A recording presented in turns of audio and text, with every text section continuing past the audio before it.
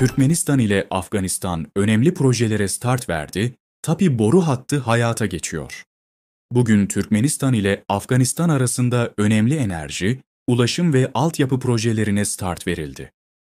Türkmenistan Devlet Başkanı Serdar Berdimuhamedov, bu büyük öneme sahip projelerin başlama törenine dijital ortamda katıldı. Ayrıca bu önemli törenlere Türkmen halkının milli lideri, Türkmenistan Halk Maslahatı Başkanı Gurbanguly Berdimuhamedov ve Afganistan Bakanlar Kurulu Başkan Vekili Molla Muhammed Hasan Ahund da katıldılar. Başlanan projeler şunlardır: Türkmenistan, Afganistan, Pakistan, Hindistan doğalgaz boru hattının ana aşaması olan Arkadağ'ın Akyolu ile Serhetabad, Herat doğalgaz boru hattı inşaatına başlandı.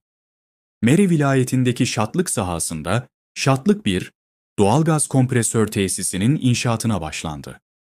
Serhetabad-Herat optik fiber iletişim hattının inşaatına başlandı. Turgundi Demiryolu istasyonundaki kuru liman alanında depo kompleksi ve yük boşaltma ve yükleme alanının inşaatına başlandı. Turgundi-Herat hattının ilk bölümü olan Turgundi-Sanobar demiryolu hattının inşaatına başlandı. Serhetabad-Turgundi demiryolu güzergahındaki 177 metrelik demiryolu köprüsü hizmete açıldı. Bu köprü aracılığıyla Türkmenistan'dan Afganistan'a insani yardım gönderildi. Türkmenistan, Afganistan, Pakistan elektrik iletim hattı projesinin ilk aşaması kapsamında Serhetabad istasyonundan Herat vilayetindeki Nurul Cihat, trafo merkezine Türkmenistan'ın elektrik enerjisi gönderilmeye başlandı. Türkmen halkının milli lideri Afganistan hükümeti, Bakanlar Kurulu Başkan Vekili ile görüştü.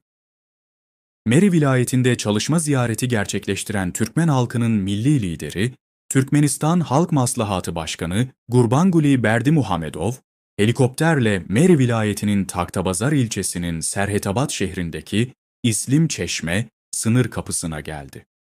İslim Çeşme sınır kapısında kurulan toplantı salonunda, Türkmen halkının milli lideri ve Afganistan hükümeti, Bakanlar Kurulu Başkan Vekili Molla Muhammed Hasan Ahund arasında bir görüşme gerçekleşti. Görüşmenin ardından Türkmen halkının milli lideri, Türkmenistan Halk Maslahatı Başkanı Gurbanguly Berdimuhamedov ve Afganistan Bakanlar Kurulu Başkan Vekili Molla Muhammed Hasan Ahund, yeni altyapı tesislerinin açılışı ve inşaatının başlamasıyla ilgili törenlere katıldılar. Yeni projeler, Türkmenistan-Afganistan ilişkilerinde yeni bir sayfa açıyor.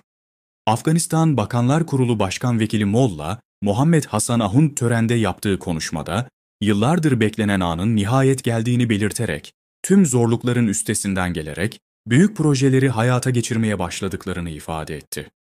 Ahund, Topah doğalgaz boru hattı projesinin iki ülke arasındaki ilişkileri güçlendireceğini vurguladı. Türkmen halkının milli lideri ise, yaptığı konuşmada bugünün tarihi bir gün olduğunu belirterek, iki ülke arasındaki ilişkilerde yeni bir sayfanın açıldığını söyledi. Türkmen halkının milli lideri, bugünkü projelerin Afganistan'ın ekonomik ve sanayi gelişimine olumlu etkisi olacağını ve 12 bine yakın Afgan vatandaşına iş imkanı sağlayacağını belirtti.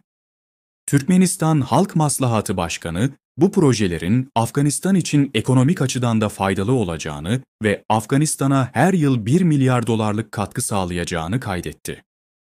Afganistan'ın Başbasın Sekreteri Zabihullah Mujahid, Türkmenistan ile Afganistan arasındaki projeler hakkında konuşarak, ilk olarak Top doğalgaz boru hattı ile doğalgazın Herat'a ulaştırılacağını belirtti. İkinci aşamada Herat'tan Helmand vilayetine kadar inşaat çalışmaları yürütülecek ve burada bir kullanıcı merkezi kurulacak. Üçüncü aşamada ise doğalgaz Pakistan ve Hindistan'a ulaşmadan önce Kandahar vilayetine taşınacak.